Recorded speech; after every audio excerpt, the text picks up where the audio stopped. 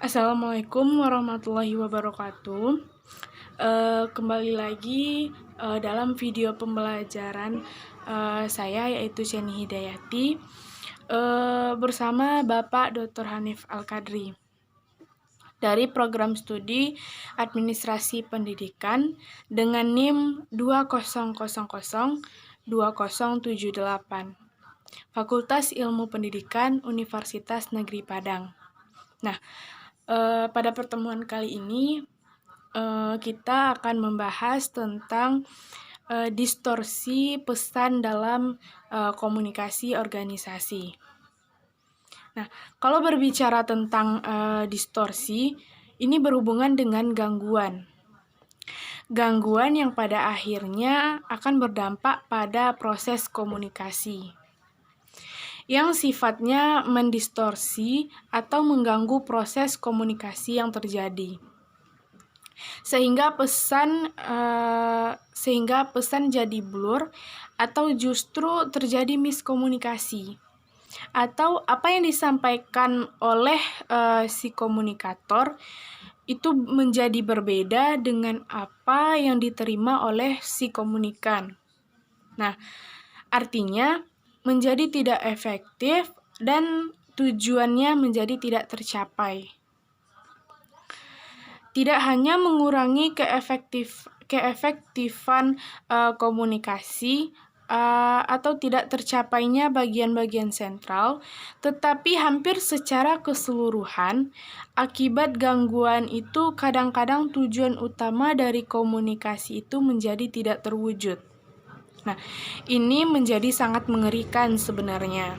Apalagi kalau kaitannya dengan lembaga atau organisasi. Berapa tingkat kerugian yang dicapai yang disebabkan oleh distorsi ini. Jadi memang ini harus disadari sejak awal. Nah, distorsi dalam penyampaian pesan dan menerima pesan. Titik pertama distorsi itu adalah dalam proses penyampaian atau transmisi pesan. Berarti pada si pelaku, pada si subjek, pada si komunikator. Nah, ada yang namanya hambatan fisik. Nah, misal jarak antara saya sebagai si komunikator dengan lawan bicara. Atau ketika di dalam kelas misalnya. Bahkan secara sederhana misalnya seorang komunikator menyadari ketika menyampaikan sebuah pesan dalam sebuah ruangan seperti dosen atau seorang guru, dia harus memprediksi karena ruangannya dengan ruangan segini, maka kapasitas kemampuan suara yang dikeluarkan harus berapa. Nah, itu semua harus masuk dalam kategori perhitungan. Kemudian, distorsi dalam penyampaian pesan akibat si komunikator juga bisa dilihat dari saluran distribusinya yang begitu panjang dalam organisasi. Misalnya soal struktur. Jenjang struktur organisasi atau birokrasi yang begitu bertele-tele. Informasi dari A harus ke sini dulu, sehingga bagian-bagian informasi yang putus akibat terlalu panjangnya transmisi tadi. Jadi semakin panjang saluran distribusinya, semakin memungkinkan terjadinya gangguan, sehingga efektivitas bahkan kemungkinan tujuan komunikasi menjadi terhambat. Ini merupakan persoalan pertama dari distorsi dalam menyampaikan pesan.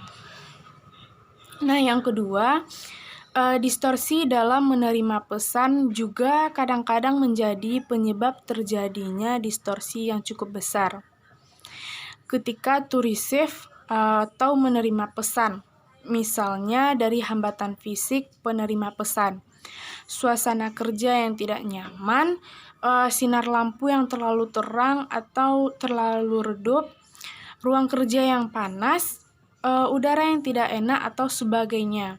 Bahkan termasuk kesehatan penerimanya yang kurang baik atau pikirannya lagi banyak. Nah, lagi galau atau tingkat stresnya lagi tinggi, sakit gigi, pusing, lagi bermasalah. Nah, ketika kita berbicara kepada lawan bicara dalam kondisi fisik, pikiran atau perasaan yang gundah sekalian, itu kadang-kadang bisa menjadi gangguan. Nah, kita sudah panjang lebar menjelaskan, kita sudah panjang lebar menerangkan, pikirannya kemana-mana, atau sibuk dengan audensi pikirannya sendiri atau dengan dirinya sendiri. Nah, ini sebenarnya ada di komunikator juga ikut berpengaruh. Maka ada tuntutan dalam komunikasi efektif itu si komunikator harus jeli dan lihat siapa lawan bicaranya dalam keadaan apa mereka.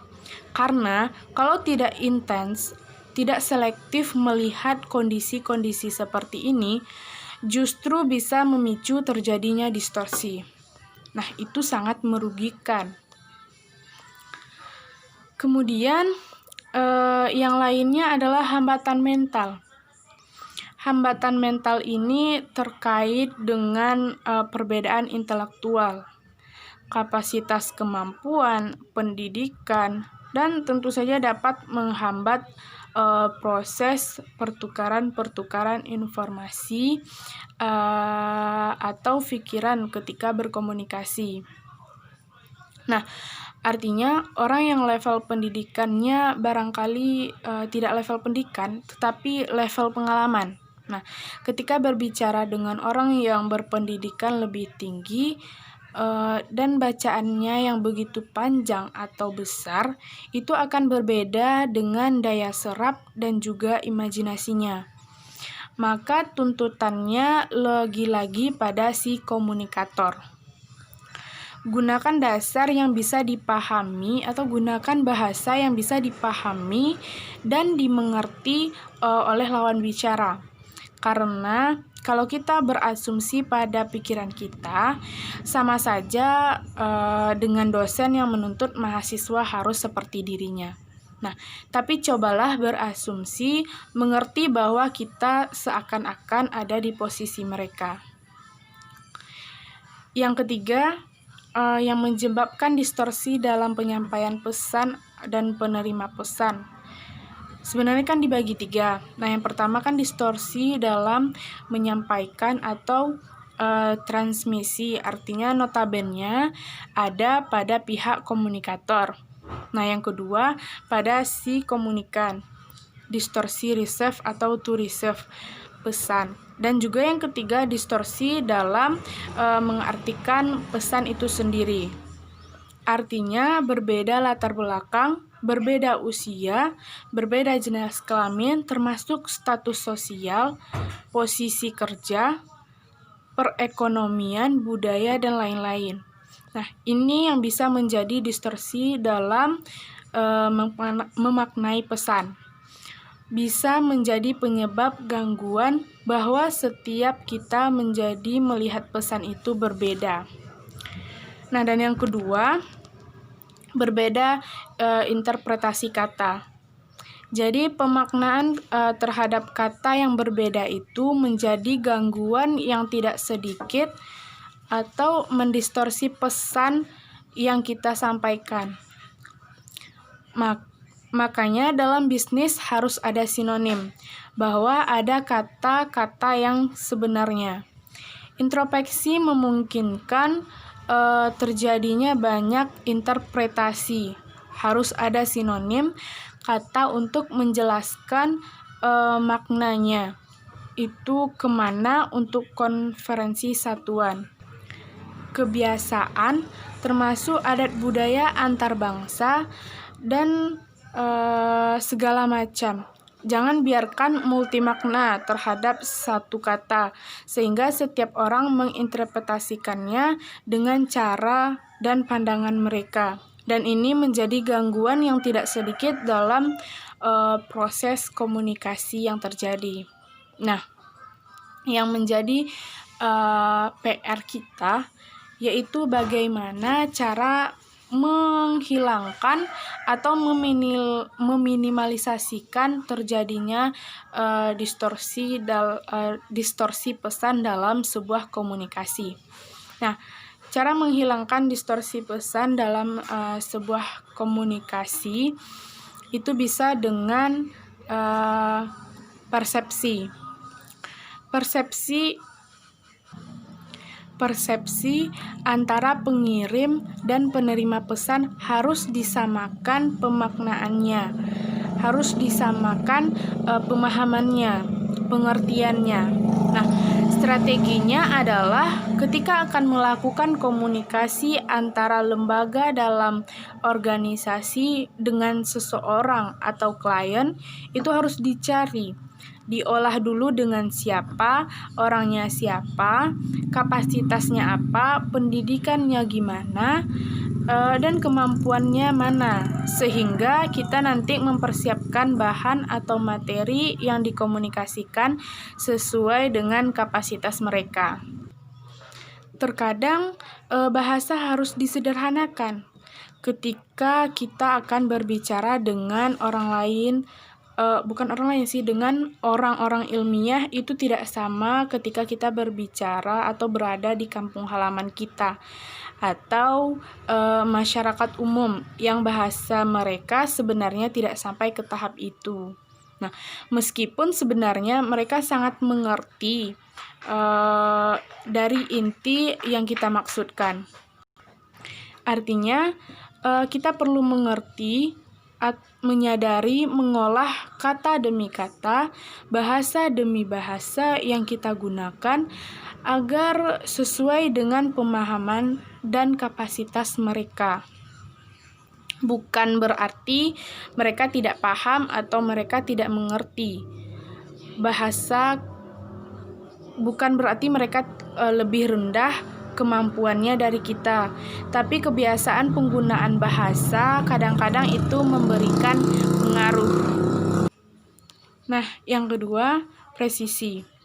Ini dilakukan untuk menghindarkan berbagai macam kesalahpahaman antara komunikator dan komunikan. Hal-hal yang harus tepat disampaikan dengan gambar, grafik, dan lain sebagainya. Jadi harus ada presisi yang jelas. Kredibilitas juga perlu. Orang yang menerima pesan harus dapat dipercaya, akan memahami inti pesan. Semakin tinggi kredibilitas seseorang, maka semakin memungkinkan orang untuk mempercayai pesan atau informasi yang disampaikan, dan ini memberikan pengaruh. Nah, semakin tidak kredibel seseorang, betapapun informasi yang disampaikannya adalah informasi yang benar dan seharusnya bisa dipercayai, bahkan tidak akan pernah dipercayai oleh orang lain. Maka kredibilitas menjadi acuan yang akan menjadi penyebab dari distorsi. Karena orang menjadi cuek sebab tidak kredibel. Tapi ketika Anda kredibel, menyebabkan pesan orang akan dengan legowo menerima, mendengarkan apa yang kita sampaikan secara cermat. Nah, yang ketiga, dengan melakukan pengendalian diri. Nah, artinya bahasa yang disampaikan akan membuat tertawa, menangis, berpikir lebih tenang, keputusan tertentu, sedih, kesel, gitu. Nah, jadi ini sudah direncanakan sejak awal dalam pengendalian diri, pengendalian. Dari proses tertentu sehingga inti obrolannya sudah didesain sedemikian rupa. Nah, yang keempat, bangun kedekatan emosional dalam rangka membangun etika baik. Kadang-kadang ada hal yang harus didasari dalam proses distorsi pesan dalam sebuah proses komunikasi. Nah, Tuhan menciptakan 2 telinga, 1 mulut. Dan di sini adalah kemungkinan terbesar sebuah distorsi untuk melibatkan diri menghargai orang lain ketika berbicara. Kita mau didengarkan tetapi tidak mau mendengarkan. Nah, sementara efektif komunikasi yang terjadi ketika kedua belah pihak memainkan peran yang sama. Nah, ketika kita berbicara, kita akan didengarkan. Dan orang lain berbicara, maka kita yang mendengarkan. Maka dalam konsep ini juga perlu bagi setiap komunikator atau komunikan dalam komunikasi untuk mengantisipasi distorsi distorsi pesan tadi harus dikembangkan, diolah, dibiasakan untuk mendengarkan orang lain. Kebiasaan tidak mau mendengarkan orang lain menjadi salah satu faktor terjadinya distorsi pesan dalam komunikasi, dimanapun, bahkan dalam presentasi. Dalam rapat, ketika kita memaksakan kehendak untuk didengarkan, tapi jarang sekali kita ingin mendengarkan orang lain. Nah, ketika organisasi mengadakan pembicaraan dengan cara presentasi misalnya, maka dari sisi penerima pesan, pembicara sebagai pengirim pesan, presentasi seharusnya lebih memperhatikan banyak hal supaya dia bisa didengarkan. Jadi, yang pertama kita lihat dari ini yaitu mendengarkan. Mendengarkan dalam kriteria. Mendengarkan itu ada 3 hal sebenarnya. 1, mendengarkan isi. 2, mendengarkan krisis. Yang ketiga, namanya aktif atau empati. Yang ketiga ini yang menjadi persoalan. Yang menjadi persoalan dalam mendengarkan adalah yang disebut dengan mendengarkan krisis dan aktif menggunakan rasa. Nah, mendengarkan krisis berarti kita sebagai pendengar dituntut untuk mencoba mengevaluasi arti pesan yang disampaikan oleh lawan bicara. Nah, kadang-kadang melibatkan interaksi pada saat kita menganalisis sudut pandang pembicara. Kredibilitas pembicara semuanya dianulis sedemikian rupa. Karena kita dituntut untuk kritis dalam melakukan atau mengolah penganalisis. Artinya, memang memperhatikannya menggunakan panca indera yang lebih banyak dibandingkan hanya mendengarkan isi, barangkali hanya kuping dan mata atau pikiran. Tapi mendengarkan krisis itu hampir seluruh panca indera kita memanfaatkan karena ingin mengajak, menganalisis, dan lebih luas biasanya sebenarnya tuntutan dari komunikasi efektif, sehingga nuansa distorsi itu diperkecil dan itu ketika lawan bicara menggunakan panca indera aktif. Nah, supaya objek yang didengar itu tidak terluapkan, proses mendengarkan sebenarnya melibatkan cukup banyak aktivitas. Maka tidak semua orang mau melakukan hal ini. Nah, jadi sekurang-kurangnya ada 5 kegiatan dalam proses mendengarkan agar objek yang didengarkan itu tidak mudah diluapkan. Nah, yang pertama menghadiri. Artinya secara fisik, lahir, dan batin ada. Bahwa kita menyediakan alat sentral untuk pesan yang disampaikan. Hadir dalam konteks tidak hanya fisik, tapi pikiran dari hati juga ada. Nah, sehingga kita bisa mengantisipasi semua hal yang bisa menghambat. Seperti kita bisa menjadi lebih fokus, lebih memperhatikan, atau mencari posisi yang lebih enak. Nah, yang kedua, menginterpretasikan. Berarti memaknai inti dari apa yang mereka sampaikan. Kalau sudah sampai ke tahap interpretasi, berarti kita memainkan hati dan seluruh panca indera untuk menangkap apa yang disampaikan oleh si pemberi pesan tadi. Jadi mustahillah pikiran kita bakalan kemana-mana. Nah, yang ketiga, ada kemampuan mengingat. Menyimpan pesan untuk dirujuk kemudian hari. Berarti perhatian kita menjadi berlipat. Otomatis tidak hanya pikiran, kuping, mata, bahkan seluruh panca indera tertuju pada yang menyampaikan. Karena ada hasrat ingin mengingat pesan-pesan besar yang disampaikan oleh mereka. Nah, yang keempat, evaluasi. Artinya, mencoba mengurai kembali apa yang disampaikan. Berarti pikiran kita tertuju pada mereka yang menyampaikan pesan atau kepada si komunikator. Dan yang kelima, memberikan tanggapan atau memberikan balikan sebagai sentral.